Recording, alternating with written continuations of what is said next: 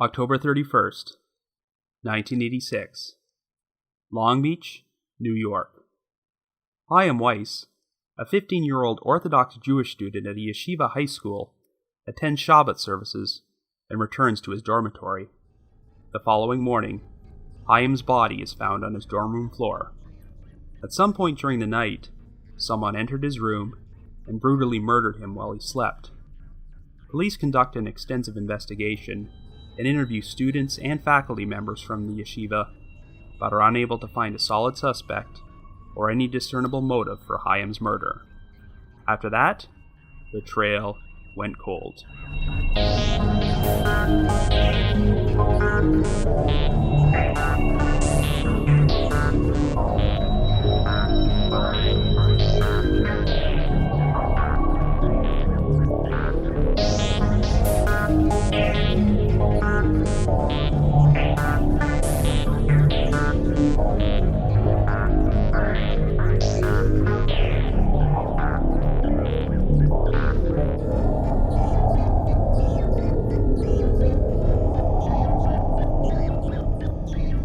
Hello everyone, and welcome to the latest Minisode of The Trail Went Cold.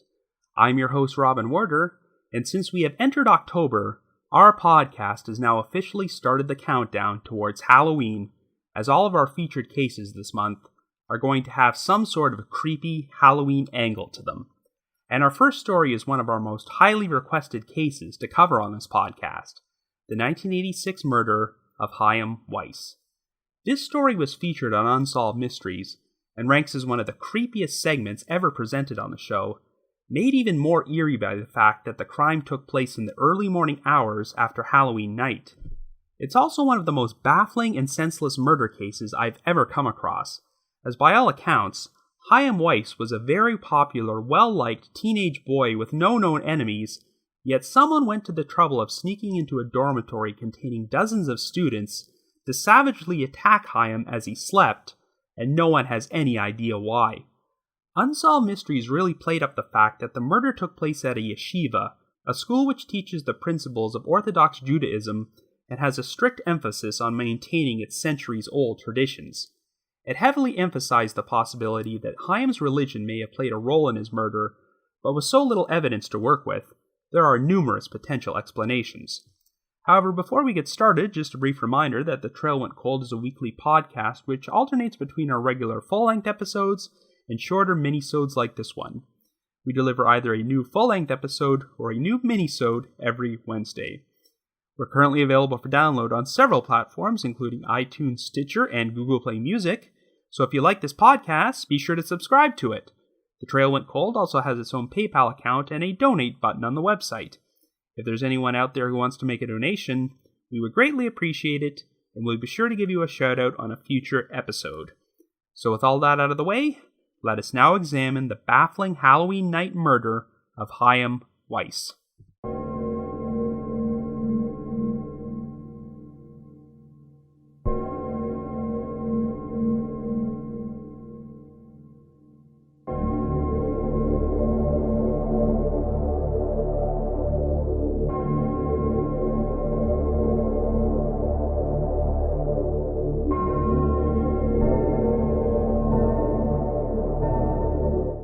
Our story begins in Long Beach, New York in 1986.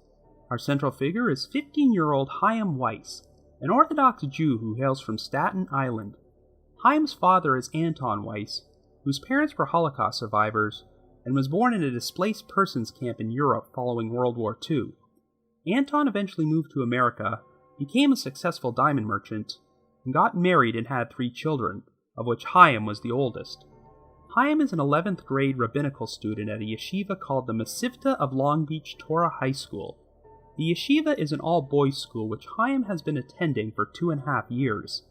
He is at the top of his class and considered to be one of the most popular, well-liked students there. On this particular year, Halloween night fell on Friday, which would be the start of Shabbat, the Jewish day of rest. After finishing classes that day, Chaim attended Friday night services before returning to the yeshiva's dormitory building, which was located 3 blocks from the school and housed over 40 students. While most of them had roommates, Chaim was one of only 2 students with a single room for himself, which was located on the 3rd floor. One of the traditional ways Jews observe Shabbat is to refrain from turning electricity on and off, which meant that none of the students would turn on the lights inside their dorm rooms. But since the lights were still on in the hallways, it was common practice for students to sit outside in the hall to read, which is what Chaim did on the evening of October 31st.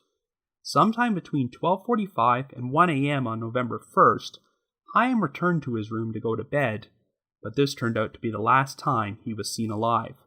The following morning, Chaim did not show up for Shabbat morning prayers, so a dorm leader went to his room sometime between 7:30 and 8 a.m.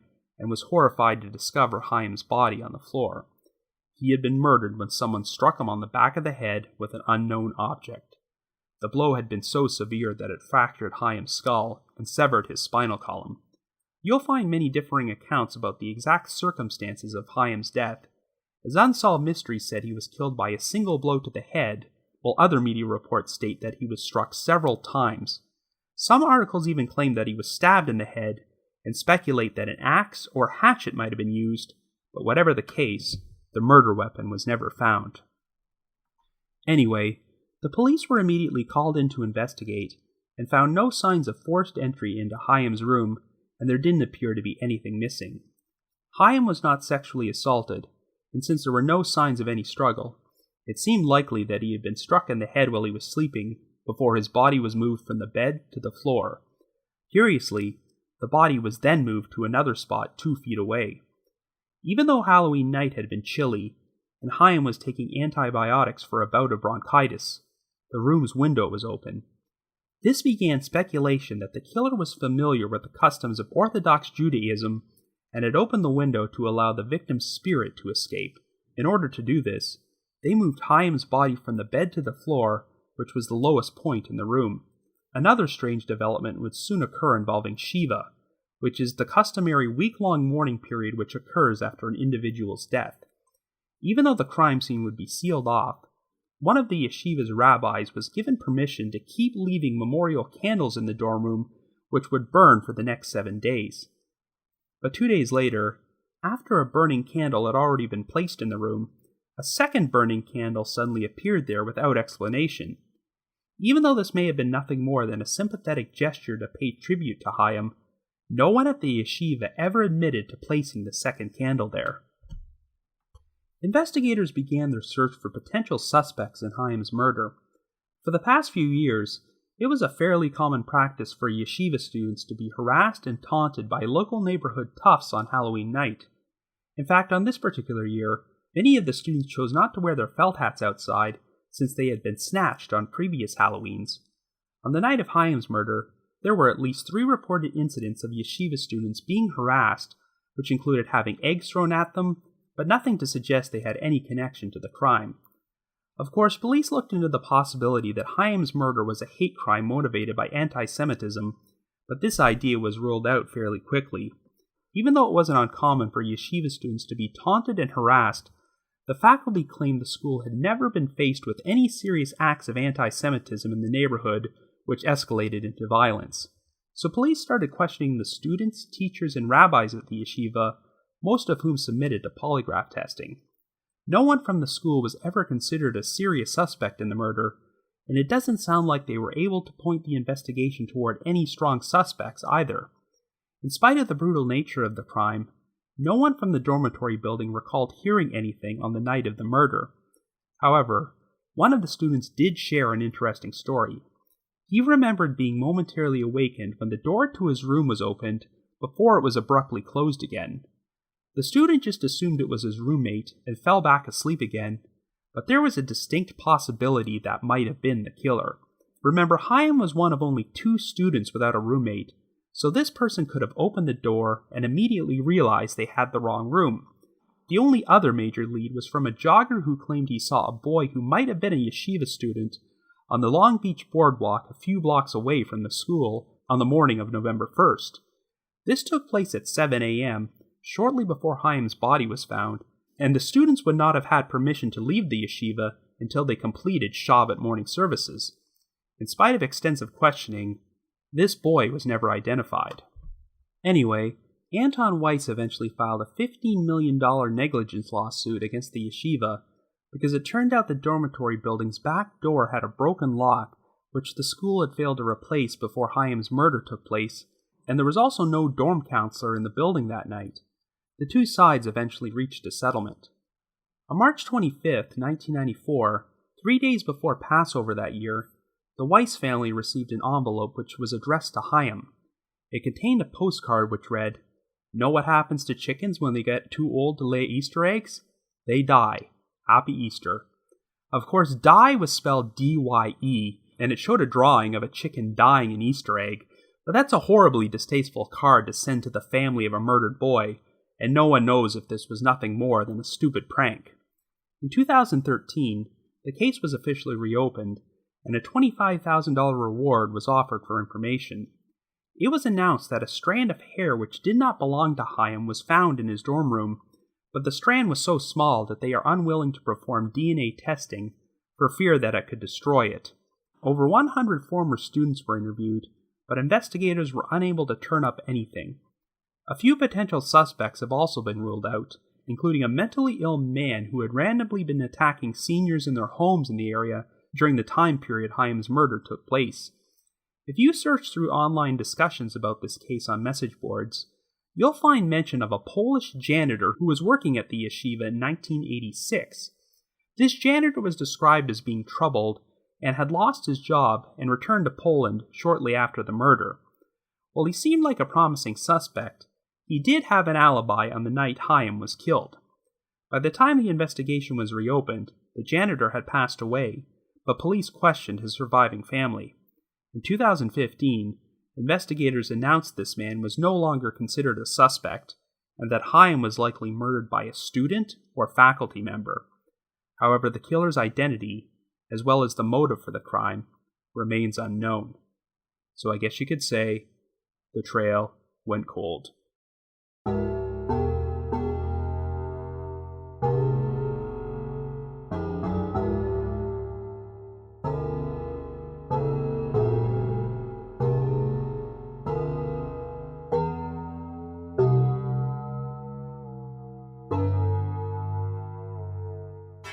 Like I said in the intro, I've always considered this to be one of the creepiest segments ever featured on Unsolved Mysteries.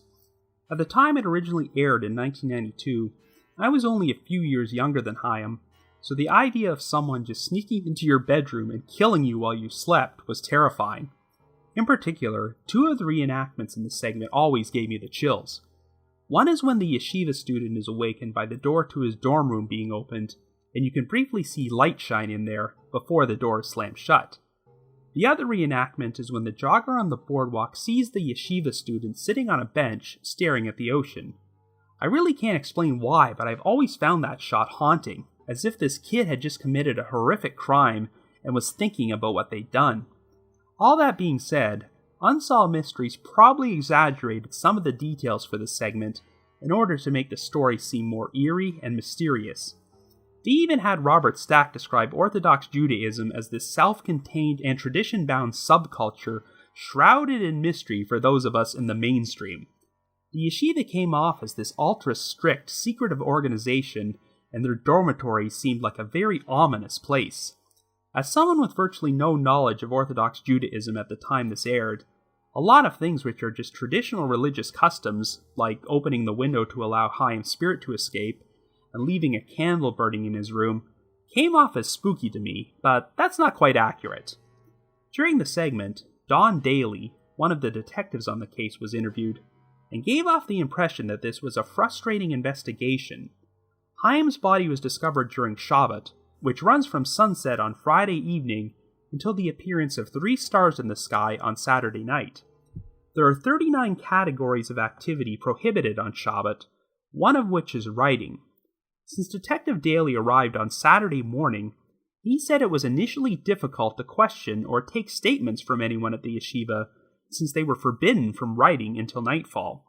When questioning did begin, Daly claimed that another frustrating aspect was that the nature of their religion prevented them from making unproven accusations. In other words, if they had their own suspicions about anyone, they wouldn't share them without absolute proof. Well, if you go to the Unsolved Mysteries message board at the Sitcoms Online forum I'm always talking about, you'll find a lengthy thread on the Chaim Weiss case, and they contain some interesting posts from someone with the username CCMMZ. CCMMZ claims that he was actually a student at the yeshiva when the murder took place, and does not agree with some of Detective Daly's statements. He claimed that every single student who lived in the dorm submitted themselves to a voluntary polygraph, and that contrary to what Daly says, some of them were not afraid to voice their suspicions or share any rumors they'd heard with police, even if none of them really panned out. CCMZ also said that the school administration was very cooperative with police, ensured every student would be available for questioning, and allowed the dorm building to be shut down for the remainder of the year so police would have unlimited access to it. And he also provided a very logical explanation for the mysterious appearance of the second candle in Chaim's dorm room 2 days after the murder. Apparently, the rabbi who was in charge of placing the candles there that week was somewhat absent-minded. It's possible that he could have left a candle in the room on 2 separate occasions on the same day and legitimately forgot about it, which is why he never told police. Another odd detail shared by CCMMZ is that since it was Halloween night, and the yeshiva knew that there could be a potential target for harassment, arrangements were apparently made with police to have a patrol car stationed outside the dorm that night. But for reasons unknown, no patrol car ever showed up. Now, CCMMZ always leaned towards the idea that Chaim's murder was committed by an outsider, and that a lot of the mysterious details presented in the Unsolved Mysteries segment, such as the open window and burning candles in Chaim's room, were nothing more than red herrings. And after reading his posts, I was inclined to agree with him. Yet 2 years ago, police officially announced that they believed the killer was most likely a student or faculty member. But before we get into that, let's look into the possibility of an outside intruder being responsible. When you learn the lock on the dorm building's back door was broken that night, it's easy to believe that someone could have sneaked into the dorm, made their way to Chaim's room, and killed him. Right from the outset, everyone seemed to rule out the possibility of Chaim's murder being a hate crime motivated by anti-Semitism, and I agree with that. I know it was common for yeshiva students to be harassed by neighborhood residents on Halloween night, and I'm sure it must have been very troubling, but it doesn't look like any of this harassment ever escalated into violence. I think that if Chaim's murder was an act of anti-Semitism, the killer might have left behind some sort of message to advertise that.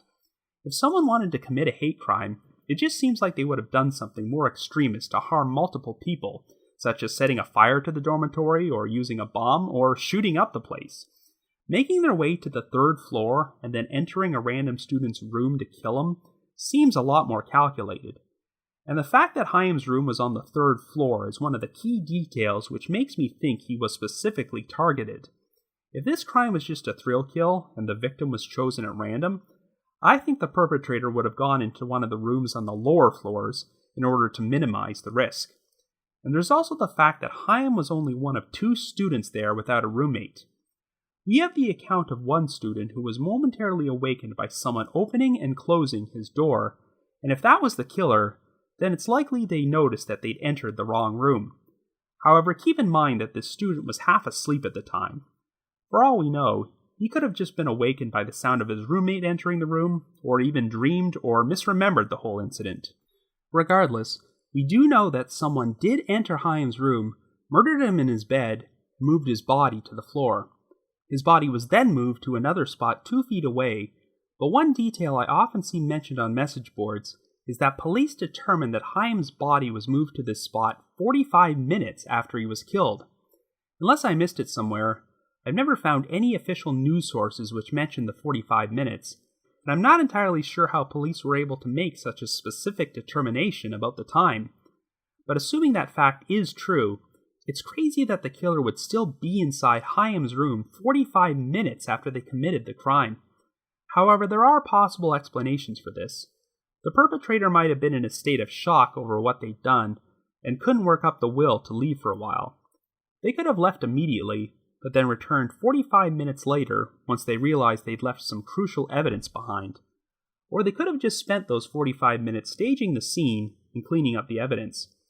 Honestly, this is the one part of the crime which makes one lean towards the idea of the killer being a student rather than an outside intruder. An intruder would be taking a huge risk if they hung around the murder scene for 45 minutes, or if they left and returned 45 minutes later. But if it was a student who lived in another room in that very same building, then it would be much easier for them to move back and forth from the murder scene without being noticed. While the details are a little murky about the exact method of Chaim's death, it definitely seems like the type of crime which would leave a lot of blood on the perpetrator. Yet it doesn't sound like there was blood evidence found anywhere else besides Chaim's room, so I have a feeling these 45 minutes might have been used by the killer to cover their tracks. I've been on the fence about whether there's any significance to the jogger seeing a yeshiva student on the boardwalk on the morning Chaim's body was found. We know that eyewitnesses can be mistaken all the time, and that for all we know, he could have just seen some boy in black clothing who wasn't even a student. But if this boy was a student, what significance does this sighting have?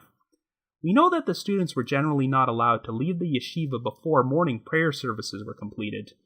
The boy was sighted on the boardwalk at 7 a.m., and the morning services began at around 7:30.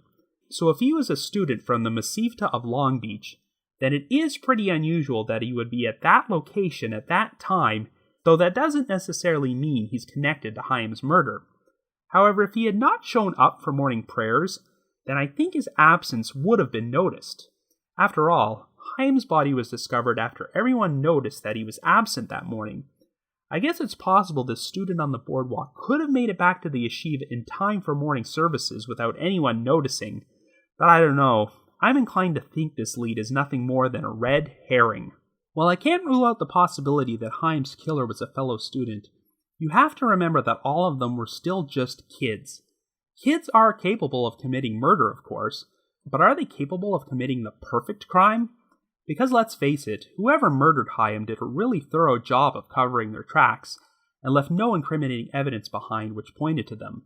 It would be one thing if this was a case of one teenager accidentally causing another teen's death and covering it up, but this was clearly premeditated murder. Here's a close-knit group of boys who lived together in the same building for 9 months out of the year, yet it doesn't sound like any of them gave off any noticeable warning signs which made their fellow students suspect anything.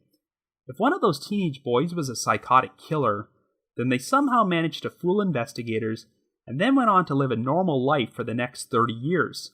Because as far as I know, none of the students from that year ever went on to commit murder or any other violent crimes, because otherwise, I think they would have popped up on the radar by now.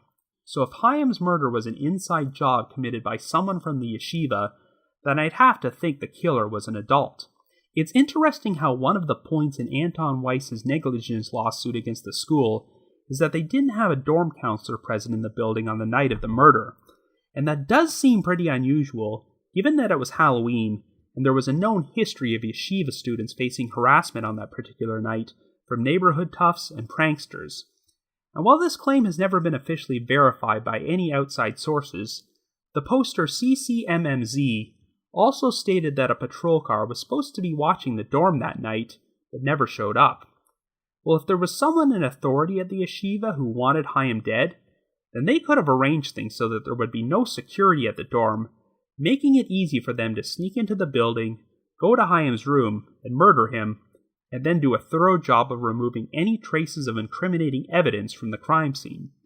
They may have purposely selected Halloween night to commit the murder, because they figured there'd be a better chance of the crime being blamed on an outside intruder.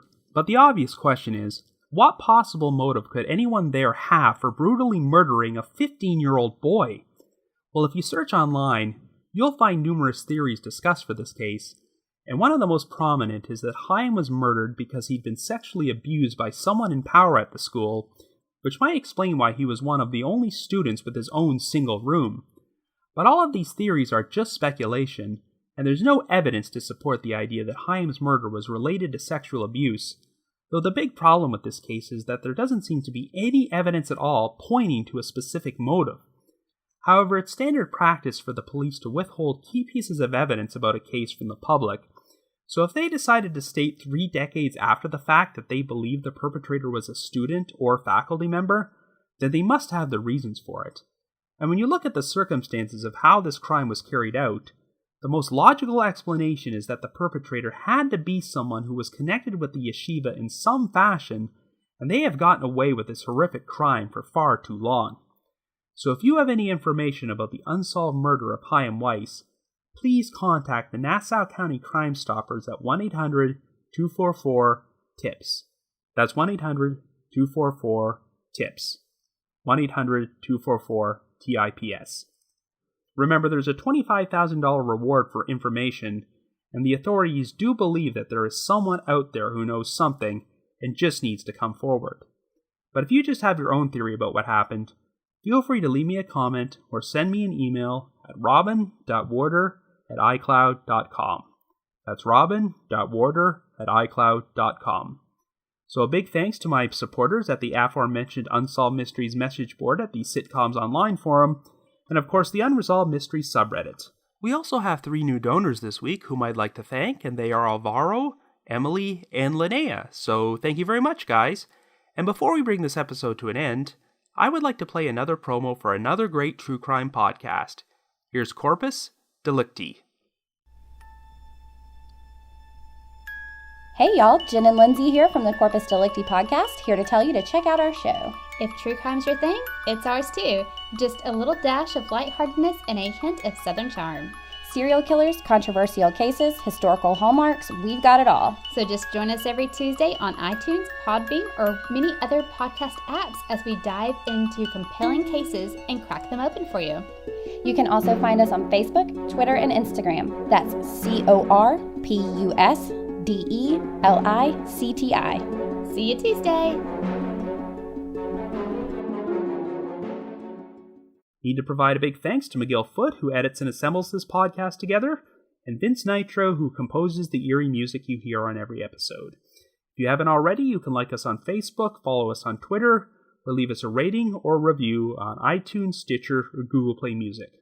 We also have a new private Facebook discussion group for The Trail Went Cold, so if you want to discuss this podcast or its featured cases with myself or your fellow listeners, feel free to join at any time, and I'll approve your entry ASAP.